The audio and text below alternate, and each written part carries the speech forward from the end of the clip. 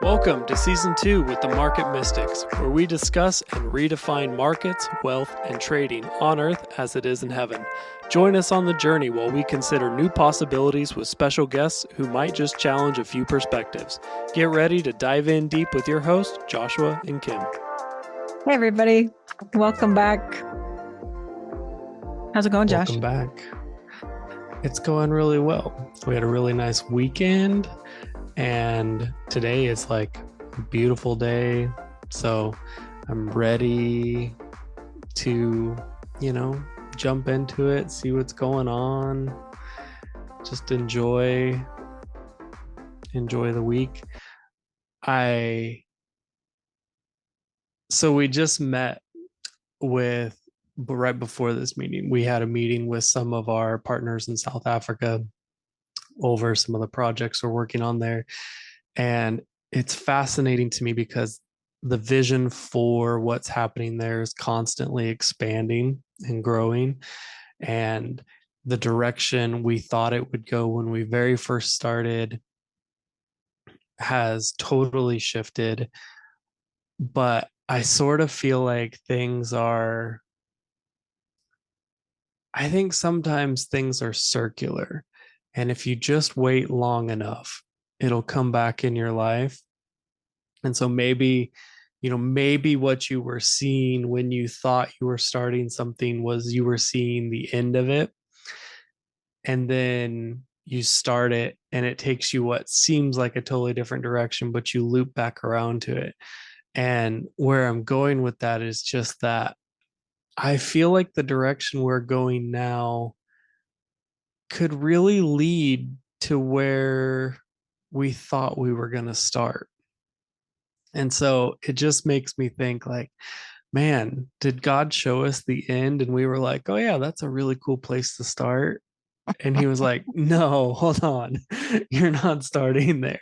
You're starting way what seems like over here, but it's really just right next to it on a circle. I don't know. What's your thought on that? I think it's hilarious because I feel like this is how the Lord tends to speak to me in the ends. While I'm not even in the beginning with no idea what the middle is. So maybe there's something there. I think so, but I think also it just also speaks to the importance of having the people who can know the beginnings and the middles and can outwork those too. I don't try to be like always living in the future, but I tend toward that. Mm-hmm. I think a lot of it is how I'm built, but I also think a lot of it is that's what's easy for me because it comes naturally. And so then I just I don't disregard, but I guess I put less stock in the rest of it, but then I wind up missing the things. You know what I mean? Like, here's one thing, a really good example. I have been trying to be more adamant or aware of like those big moments where you would want to take a bunch of photos to remember it, which is kind of living in the future. I've been trying to like not do that and just live it and experience it. And I don't know if you ever do this, but sometimes I wind up taking like mental pictures. I'm like, this is something I'm going to remember for a really long time. Like this moment, this feeling, these sounds, these smells, those kinds of things. So that's me trying to be aware of living in the present, but it doesn't always happen that way. And it doesn't always come naturally for me. Sure. Yeah, I totally understand that. Like I'm definitely someone like a motto that I have used for years and years is pics or it didn't happen, because I'm always like, yeah, I always am taking pictures of stuff. And like just one of my favorite things to do in the morning is to wake up and look at my like cloud, and it shows me like, hey, on this day this is what you did. And it's just like, yeah, like that's really a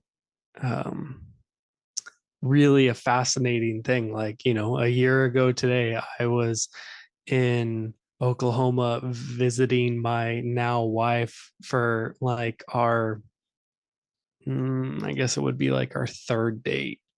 Um, and like it's just like, oh yeah, like that's what I was doing. And so it's fun to have that, but I also totally understand like sometimes you totally miss what's going on because you're focused on taking the picture. And I've seen people like so focused on getting the perfect picture that they miss everything that's around the picture and like something amazing happens there. And Mm-hmm. so I totally understand what you're talking about. And I feel like it's a balance sometimes of like, for me, of like being living in the now moment versus like wanting to like document and remember and um, some of those aspects. I'm not very good at writing in my journal, but I'm pretty good at taking pictures, which becomes kind of like my journal. It's your photo journal. Yeah. I mean, I think that is okay. First of all, I think that's a valid way of journaling. I'll just say that. You know how, I mean, hundreds of years ago, people would like draw their scene of the day or whatever. And Mm-hmm. this is how they're remembering what they were doing. I mean, it just goes a lot faster now. And it's with the click of a button. Not even a tap of a button because nobody clicks anymore. But I mean, I think that's a valid way of doing it. But also, I want to keep going down this path. So, do you think what do you think about people who are futurists or in the moment people or people who are focused on the past? Is there purpose in that? Does everyone need to have a balance in that? Mm. What do you think about all of those things and more? Okay, my gut instinct is there may be people who tend to be maybe focused more on one or the other, and maybe having the variety of that does bring some sort of balance. But I also think that there is a healthy way to look to the future, not at the expense of living in the now moment. um, I had a mentor who once told me, I do plan what I want to do in the future, or else it would never happen. But I also live day to day with enough flexibility that if the direction shifts and change, that I'm able to flow with it. Mm. And so it was even in yourself, I think having that balance of like, this is where I intend to be going. And I think this is a great, like where we started out talking about the South African stuff. We had an intention of where we were going to start, but we were flexible enough to be able to maneuver to what seemingly was a different direction. And I think that that's an important way to live your life, is to have a plan, to set, hey, this is where I want to go. These are the things I want to accomplish, but not be so focused on it that you're missing today. And I think it's really just about that balance. If you live way too much in the future, then it creates anxiety because you're pulling tomorrow's energy to today. And if you're living way too much in the past, that can often lead to like depression and second guessing. And because you're always like, oh, if I would have done this, if that would have happened differently. Um, and so I really think, there's that scripture verse that talks about like God's grace is new every morning, his mercy is new every morning. Um, and I think that is like, he provides the energy we need for each day. And if we're trying to pull from what we used yesterday, or we're trying to rob from tomorrow, that can that can cause issues in our life and an unbalanced with energy. But there is also a correct balance of energy where you are still like, you're still paying attention to the past because history tends to repeat itself, especially if we forget it. And so understanding, like, I mean, you can look at that on a in a broad scale. Like history is so circular, but you can also look at that in your personal self. Like maybe you're starting a new diet or fitness plan or job or school or whatever it may be. You can look back at your life and say, how did I handle it last time I tried to start something new? And that can be really helpful in leveling up this time around the circle. If you understand what your tendencies were last time, or what, humanity's tendencies were last time we were in a political or economical situation that's similar, like that can be really helpful. And so I to answer your question, yes, I think it's everything. Like there is a healthy balance in looking at the past and looking at the future, but I think it can't come at the expense of living in today. Hmm. I both agree and disagree. Let's hear it. Super fun, right? So I'm like zooming out a little bit. Um, I really like Biddle. I know it works. It kind of gets the point across. Okay, but I'm zooming out a little bit, thinking about society as a whole. Um, and the importance of having those who are the historians who look to the past so that we don't repeat the past. Mm-hmm. Those who are living in the present because things have to get done and they have to be addressed. And without addressing the present, you're not going to be able to move to the future. And then those who are looking forward so that you don't just walk into quicksand, right? And I see such value in all three places for society. And I see that also within ourselves, but I also wonder if people are like have a natural bent toward one of these. Is it reasonable to expect balance within them personally if they like have a role that is actually beneficial for society as a whole because of that piece of it? I do see where it could be very unhealthy to get too stuck, like the historian to get too stuck in the past, and for the person who is a right now person to get too stuck in just here, because then you never move. You know what I mean? And somebody in the future to get too stuck there because then they never live this life, right? Mm-hmm. But how does that balance and how does that keep society moving in a healthy way? I suppose that's really what I'm pondering now with this conversation, because I do see value in those kind of roles, I suppose, or positions in life. I think the balance would look different for each of those people. Like, yeah, what is balanced for me may not be balanced for you. But and I also think to some degree, why they're focused on that can point to whether or not it's balanced or not. Like, there's a guy who many of our listeners may know named Christopher Carter.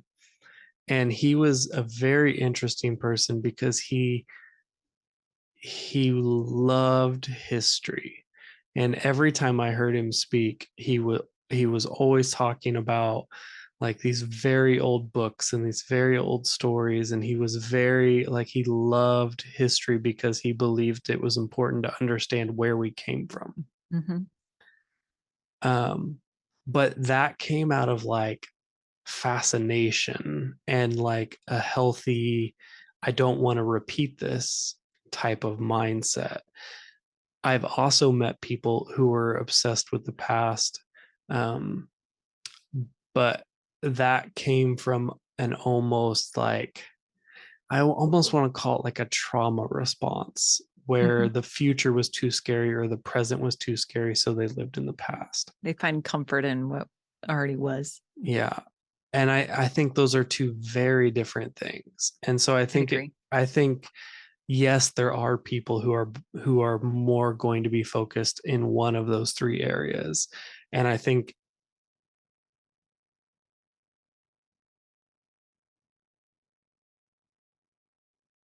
Uh-oh.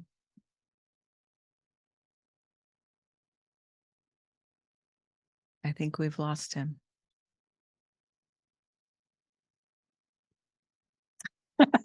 You were frozen for a good 30 seconds. I see that my internet says it is unstable. Okay, so you Um, find it healthy if like if XYZ what? as long as they can do it in a healthy, balanced way within themselves. Like that's if it's coming from a if you're bent towards one of those is coming from a healthy lifestyle already, then So not great. If not it's fear-based. coming, yeah, if it's coming from a trauma response, then that maybe isn't the like, then maybe there's growth to come from that. I think that's really good. Let me ask you this. I think I know the answer, but I may not know the answer because we've not actually talked about it. Are you a historian in the now person or a futurist? I'm just Hmm. making up those names, by the way. Yeah, yeah, yeah. I find all Darn it. He's going to make us wait for his answer. This is really going to build the anticipation. I love this. what So about now? close. You were about to give your answer. And I was like, oh my gosh, it's a cliffhanger. um, okay. I think. Can you hear me? Is it Yeah. working now? Okay. Well, you're kind of freezing up, but it's fine. I can Okay. hear you at least. Okay. Me personally, I have found all three of those to be really exciting and fascinating at different times. But more often than not, I lean towards the future. Yeah, me too, I think obviously, but I already said that. lately, I think lately I have been trying to bring the future more into a now place because I think I was getting a little bit too much like focused on tomorrow. Mm-hmm. And so I think, you know, in the past while, I've just been a little bit more focused on today. Mm-hmm.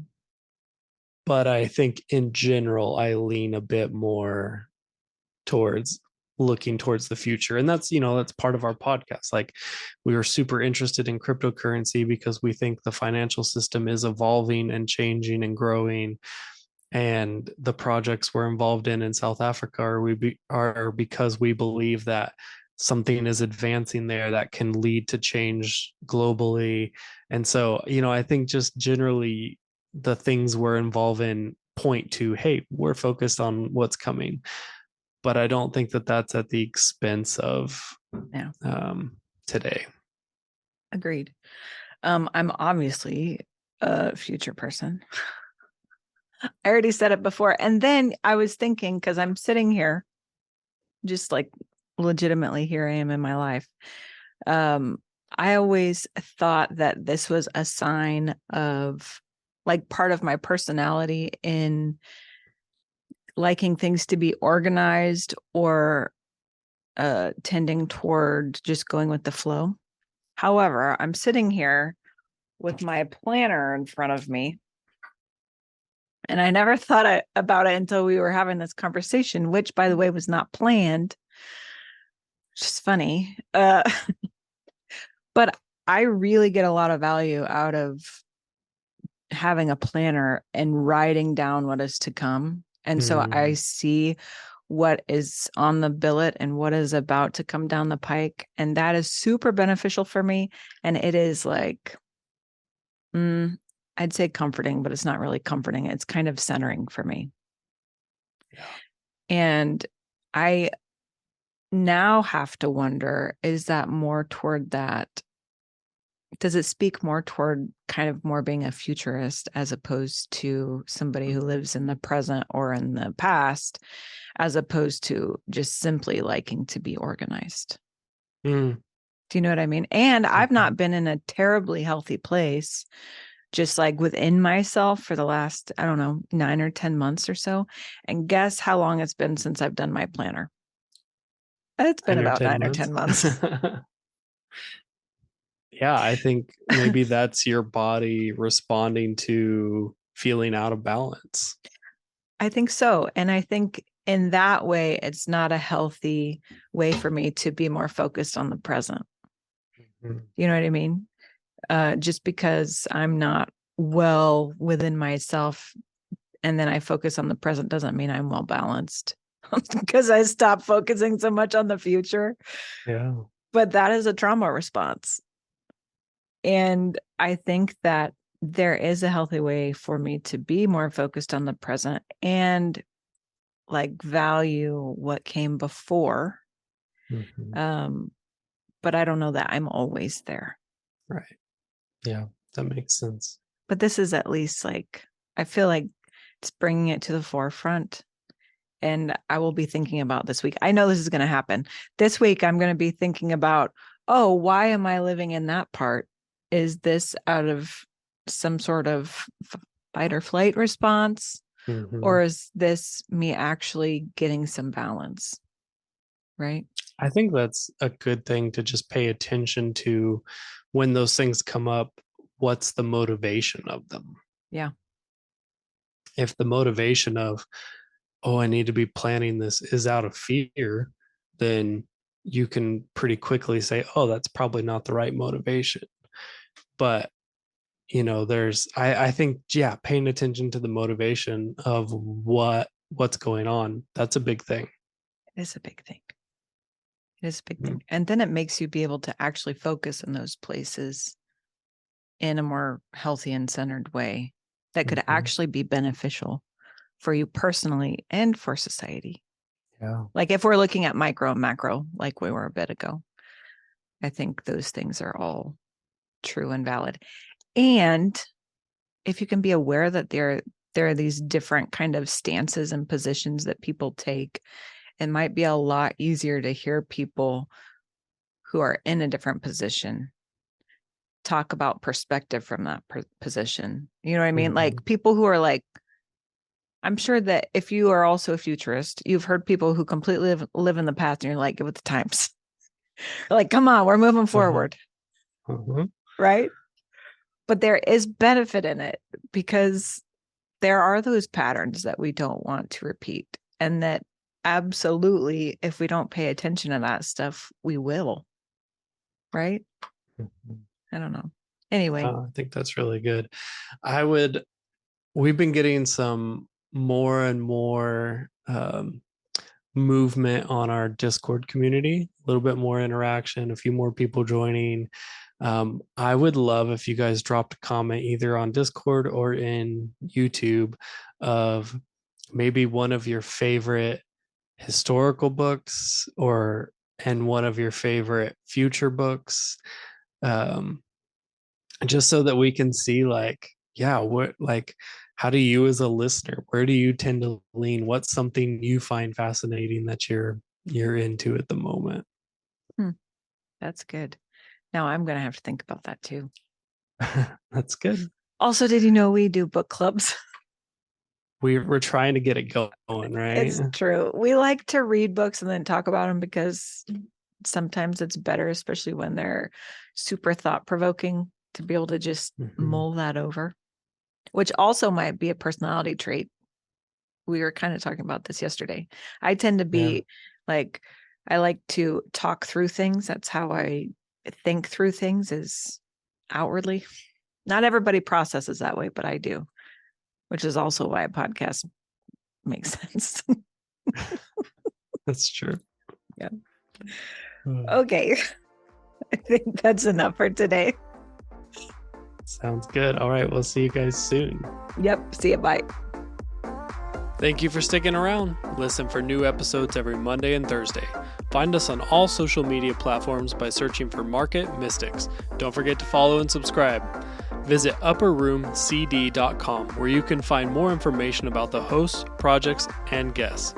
Go deeper by booking a coaching appointment focused on redefining identity and wealth in your life. See you next time.